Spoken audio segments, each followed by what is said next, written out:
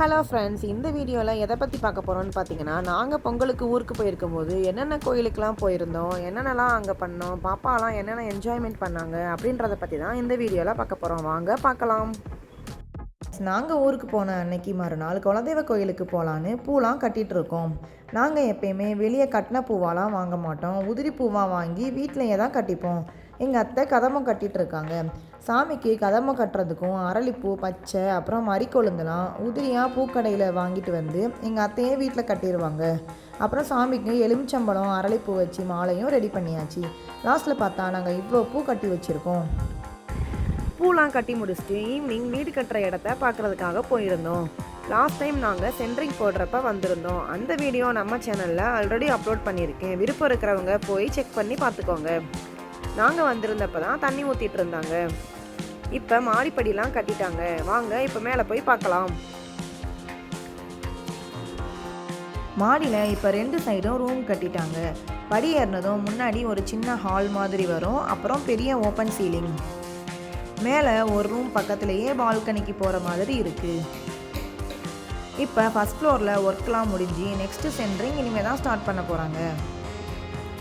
நாங்கள் பாப்பா 2 பேரையும் கூட்டிகிட்டு வராமல் நாங்களாக தான் வந்திருந்தோம். அவங்கள கூப்பிட்டு வந்திருந்தால் மண்ணை வச்சு விளாண்டுக்கிட்டு வரவே மாட்டாங்க. அப்புறம் மறுநாள் காலையில் எழுந்திரிச்சு நாங்கள் கோவிலுக்கு போகிறதுக்காக ரெடி ஆகிட்டு இருந்தோம்.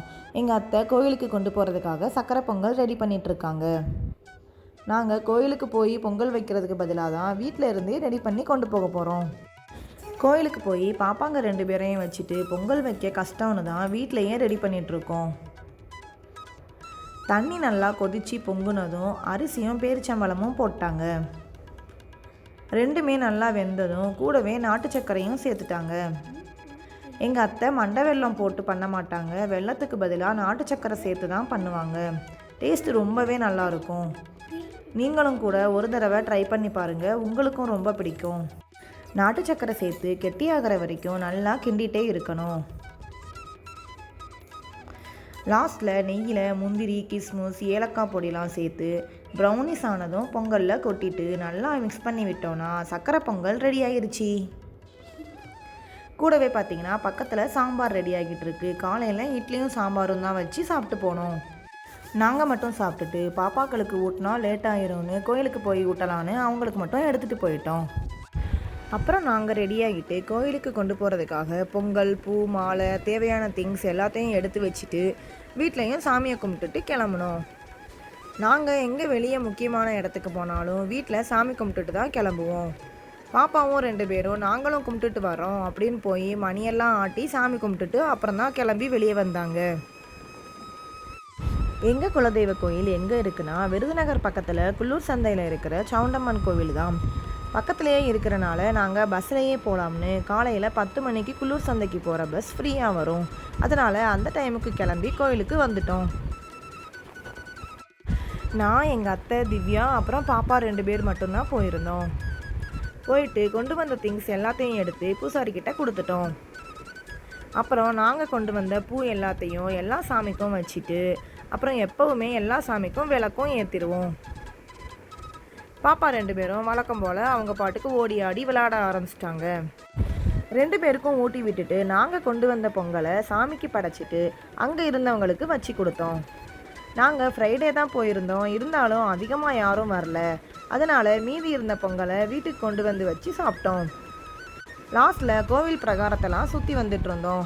அதில் பார்த்திங்கன்னா சப்த மாதாக்கள் இருக்கிற மாதிரி 7 சாமி இருப்பாங்க. அதில் வராகி அம்மன் ரொம்ப ஸ்பெஷல். சின்ன குழந்தைங்கள்லாம் சரியாக சாப்பிடலை, பசியே இல்லாமல் இருக்காங்க அப்படின்னா கூட அவங்ககிட்ட வேண்டணும்னா கண்டிப்பாக நடக்கும். அப்புறம் வெளியே பார்த்திங்கன்னா நாகம்மா, கருப்பசாமி 2 சாமி இருப்பாங்க. கோயிலுக்கு வெளியே இருக்கிற காலி இடத்துலையே பெருசாக செட்டு போட்டிருப்பாங்க. இப்போ இங்கே நிறையா விசேஷங்கள், கல்யாணம் கூட வைக்கிறாங்க. அதுக்கெலாம் இங்கேயே ஏதாவது டேபிள் சேர் போட்டு சாப்பாடெலாம் வைக்கிறாங்க. அது மட்டும் இல்லாமல் சிவன் ராத்திரி இந்த மாதிரி டைமில் கூட இங்கேயே தான் மண்டபம் எதுவும் பிடிக்காமல் இங்கேயே டேபிள் சேர் போட்டு சாப்பாடு வச்சிடுறாங்க. நாங்கள் போன பஸ் விருதுநகர் போயிட்டு ரிட்டர்ன் வரும்போதே அதுலேயே ஏறி அருப்புக்கோட்டைக்கு வந்துட்டோம். அன்னைக்கு நைட்டு எங்கள் ஊரில் பொங்கல் வைக்கிற கோயிலுக்கு போயிருந்தோம். நான் முளைப்பாரி போட்டனால காப்பு கட்ட போயிருந்தேன். பாப்பா அதை பார்த்து ஆசைப்பட்டு நானும் கட்டணும்னு சொல்லிட்டான். அப்புறம் அவளுக்கும் கட்டி விட்டாங்க. ஆனால் கட்டி விட்டு கொஞ்ச நேரத்துலேயே வீட்டுக்கு போனதும் கழட்டி எடுத்துட்டான். எங்கள் ஊரில் வாழவந்தம்மன் கோயில் இருக்குது. முளைப்பாரி போட்ட பொண்ணுங்க எல்லாரும் டெய்லி அங்கே போய் குடத்தில் தீர்த்தம் எடுத்துகிட்டு வந்து வச்சு கும்மி அடிப்பாங்க. அப்புறம் அந்த தீர்த்தத்தை டெய்லி எல்லா முளைப்பாரிலையும் ஊற்றுவாங்க. இதே போல் முளைப்பாரி போட ஆரம்பித்த நாள்லேருந்து வெளியே முளைப்பாரி கொண்டு வர வரைக்கும் டெய்லி இதே மாதிரி தான் பண்ணுவாங்க.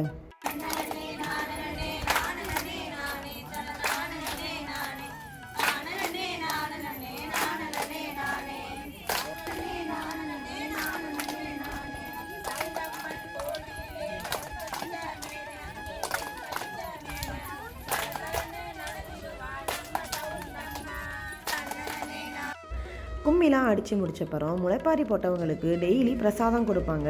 யாருனாலும் விருப்பப்படுறவங்க எதுனாலும் செஞ்சு கொண்டு போய் கொடுப்பாங்க. நாங்களும் ஒரு நாள் தக்காளி சாதம் செஞ்சுட்டு போய் பிரசாதமாக கொடுத்தோம். பாப்பா 2 பேரும் ஒரு வாரமாக இப்படியே கும்மி அடிக்க போக வரேன்னு ஒரே ஜாலியாக இருந்தாங்க. அப்பா மறுநாள் எஸ்பிகே பொருட்காட்சி ஸ்டார்ட் ஆக போகுதுன்னு சொன்னாங்க. அன்னைக்கு தான் ஃபஸ்ட் டே ஓப்பன் பண்ணனால டிக்கெட் எதுவும் இல்லை, ஃப்ரீயாக தான் இருந்தது. அதனால் பாப்பாவெல்லாம் கூட்டிகிட்டு போய் காட்டிட்டு வரலான்னு போயிருந்தோம். நான் 2 நாள் எடுத்த வீடியோவை கொலாஜ் பண்ணி தான் ஒரே வீடியோவாக போட்டிருக்கேன். அன்னைக்கு தான் ஃபஸ்ட் டேனால் கடைகள்லாம் எதுவும் ஓப்பன் பண்ணலை. ஒரு சில கடை மட்டும்தான் திறந்து வச்சுருந்தாங்க. அப்புறம் ராட்டினமும் சில இது மட்டும்தான் ஓடிட்டு இருந்தது. அங்கே போனதும் 2 பேரும் ட்ரெயின் ஏறணும்னு சொல்லிட்டாங்க. அதனால் எங்கள் அத்தையோட போய் ட்ரெயின் ராட்டினம் ஏறிட்டு வந்துட்டாங்க. ட்ரெயின் ஏறி முடிச்சுட்டு அப்புறம் ட்ராம்போலின் போய் ஜம்ப் பண்ணிட்டு வந்தாங்க. ஃபஸ்ட் டேனால் கூட்டமும் ரொம்ப கம்மியாக தான் இருந்தது. கொஞ்சம் நேரம் ஆக தான் கூட்டம் வர ஆரம்பிச்சது. அப்புறம் அங்கே வழக்கம் போல் டிஜே போட்டிருந்தாங்க. அங்கே எப்பயும் போல் நல்லா குத்து சாங், ஃபோக் சாங்ஸ்லாம் போட்டுவிட்டு எல்லாருமே நல்லா டான்ஸ் பண்ணிகிட்டு இருந்தாங்க. மற்ற இடத்துல கூட்டம் இருக்கோ இல்லையோ அந்த டிஜேயை போடுற இடத்துல தான் நிறையா கூட்டம் இருந்தது. பாப்பா 2 பேரும் நல்லா ஃபோக் சாங்காக போடுறதுக்கு ஏற்ற மாதிரி ஹெவியாக டான்ஸ் பண்ணிகிட்டு இருந்தாங்க. பாப்பா 2 பேருக்கும் இங்கேயே வச்சு ஊட்டிட்டா ரொம்ப நல்லது அப்படின்னு வெளியே ஹோட்டலுக்கு போய் சாப்பிட வாங்கிட்டு வந்து அங்கேயே வச்சு வேடிக்கை காட்டி ஊட்டி முடிச்சிட்டோம்.